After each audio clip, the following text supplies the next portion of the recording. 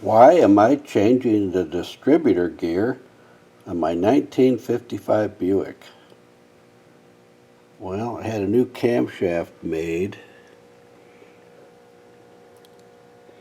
This is a high quality cast camshaft. Precision machine to the following specs. The original gear and camshaft is steel. So therefore, I needed to change that gear out to a cast gear. 56 Buicks have cast gears. Therefore, I got a 56 Buick Distributor. You can tell by the date code on there. And I removed it and I put it on my distributor.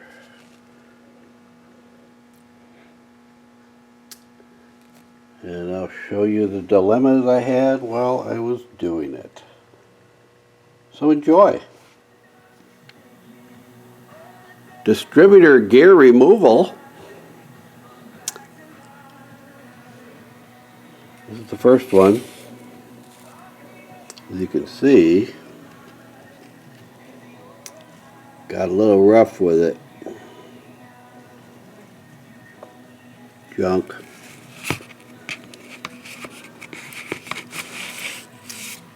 But I got another one. So first thing I'm going to do is try to grind or file that staking point off where they stake the pin right to the shaft. So that's my goal, and I'm going to try my hardest not to wreck this thing. Looks like I got it just about cut all the way down. You can, if you look really close, you can see where the pin is. Very slightly. I gotta do the other side now. We'll see what happens. I got the second side cut. And that one, you can definitely see where the pin is, and that's important. Because if you hit off to the side, like I did, that's probably why it cracked. So we'll see.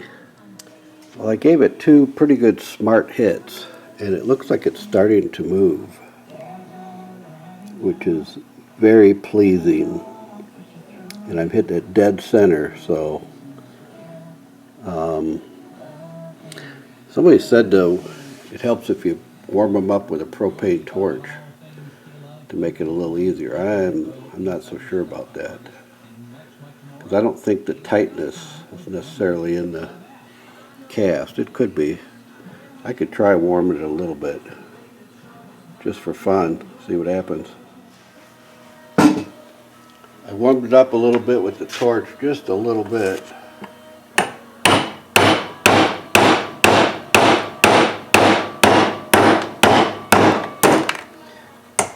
Actually, to be honest with you, I think that helped, because every hit went farther than last time when it was cold. So now the problem is we got to get that off of there.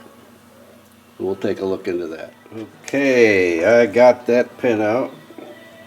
I put some WD-40 in here and let it sit for a few minutes.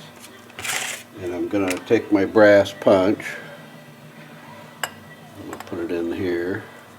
Kind of just hold on to it with my hand. And we're going to see what happens here. Ooh, I feel it moving already. This is totally different than that other one.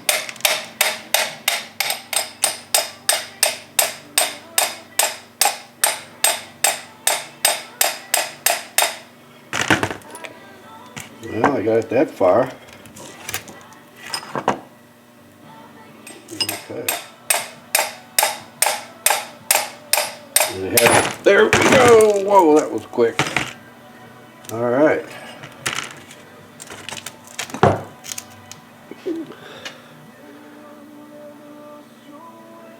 I don't see any cracks. Wow. This went so much easier than the other one. The other one, I had to hit it pretty hard, and that's probably why it cracked. But what I'm going to recommend to anybody is to get this little staking point off of that pin is definitely use a hand file. Because when I did that, I could see the exact roundness of the pin. Now on this other one, over here, this one I used kind of a die grinder or cutoff wheel to cut that, and I really was kind of guessing where the center was, and that's probably what happened. So don't do that.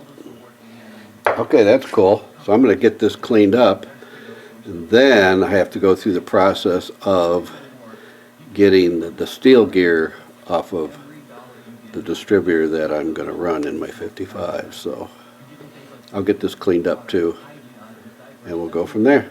Sounds good. This is my original 55 distributor.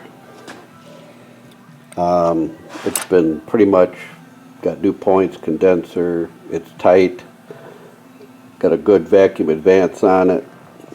It's really ready to go back into the car as soon as I change this steel gear to the cast one. So I'm going to be very careful. I'm going to go through the same procedure. I'm going to file this off, and well, hopefully we can get that out of there without damaging anything.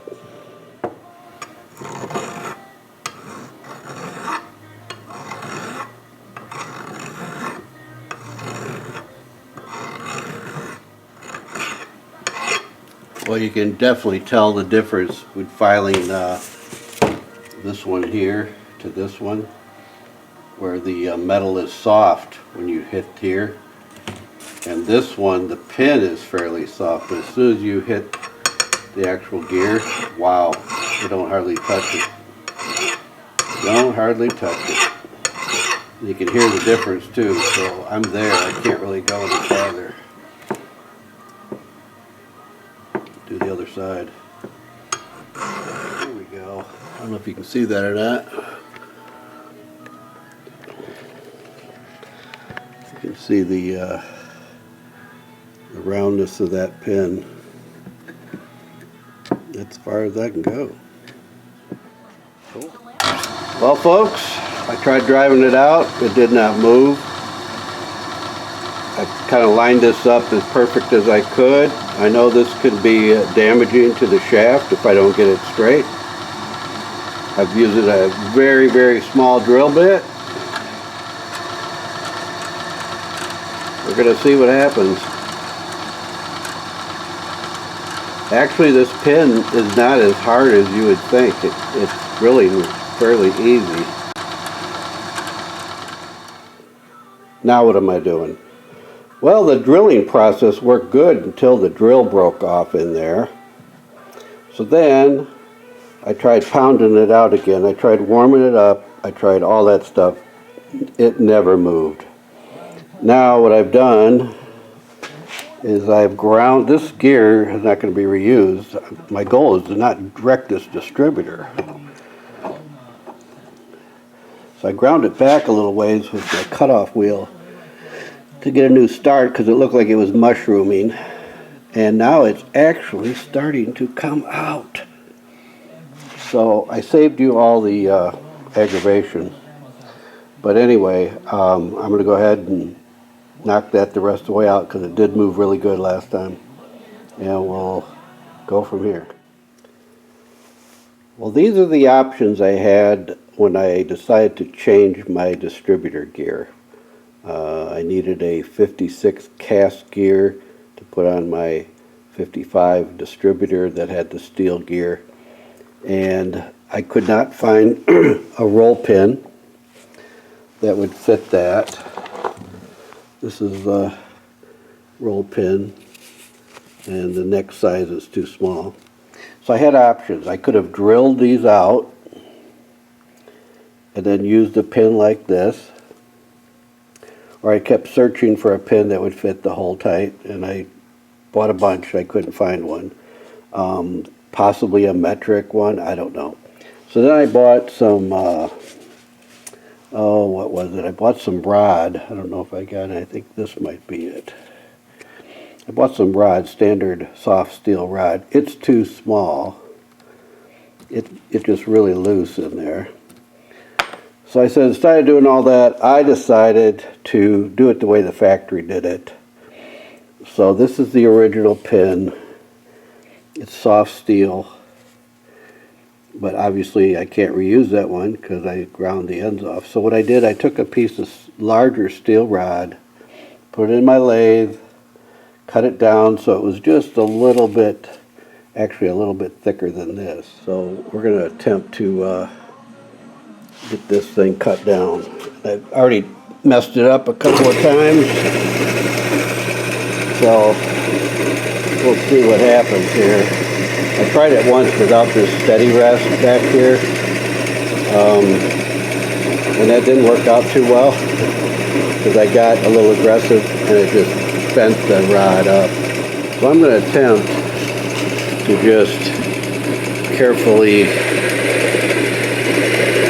cut this down a little bit at a time. I'm going to make it longer than I need it. And if it screws up, you're going to see it. But I'll just keep going like this until I get her cut down. Well, things are looking pretty good. The small area there is about 150, 155 right now. I'm going to continue with that, and we'll see what happens. Well, I got it down to about a 145, or 0.45, 145, I guess you'd say. And it just about starts to go on, like right there. It just starts to go on. So I'm getting close. I don't want to get it too small, but I want it just to be a snug fit. Okay, I finally got her cut down. The original pin was about 125 thousandths. I'm at about 129 to 30, and it just slips in the rod of the distributor shaft. And it fits a little looser in the gear, but apparently that's why you squish it. So now I'm going to use my cutoff tool and cut this off of there. Hopefully I don't wreck it. And go to the next step. I was able to get the pin made right there. And this is Distributor, is the original one from my car. It's been kind of gone through. It's got new points condenser, the vacuum advance. It's good to go, except for cosmetically it's not, but mechanically it is. I need a new O-ring right there. And this is another old 55 Buick Distributor. And one thing I noticed is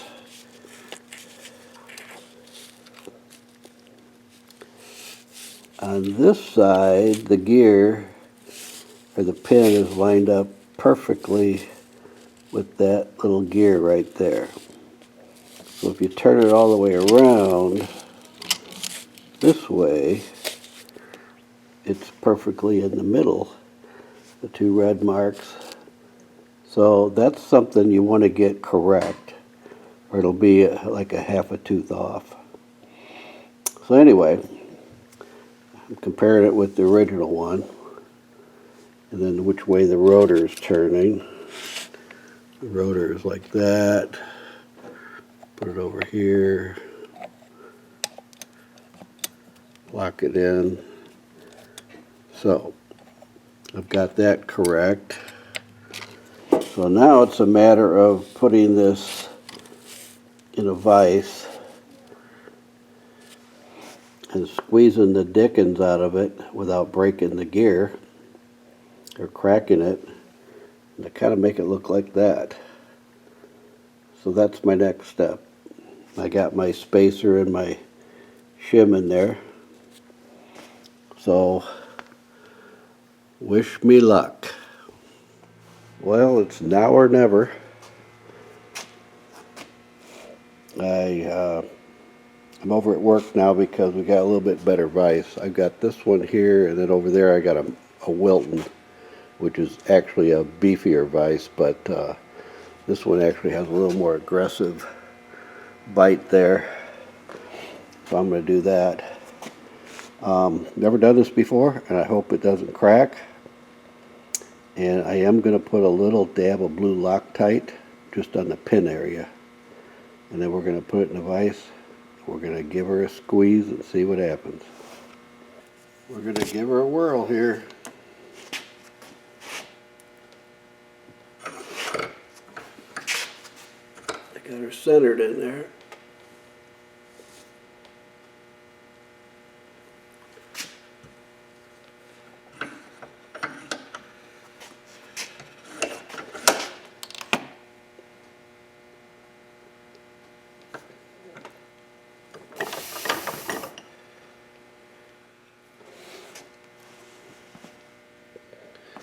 It looks pretty good. I'm going to give it a little more.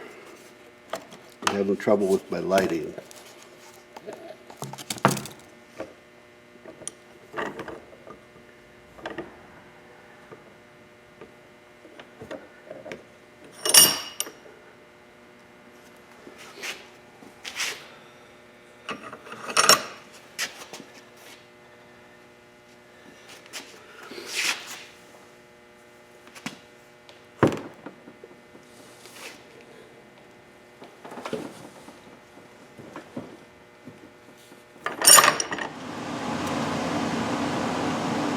I got the pin crimped on there. You can see it looks a little different than the factory, but you can see it spread out pretty good there. This one's a little different looking, but it's spread out real good. And a little dab of Loctite. My end plate seems to be right, so I shouldn't have to mess with that. So now stay tuned for the cosmetic restoration in part 2.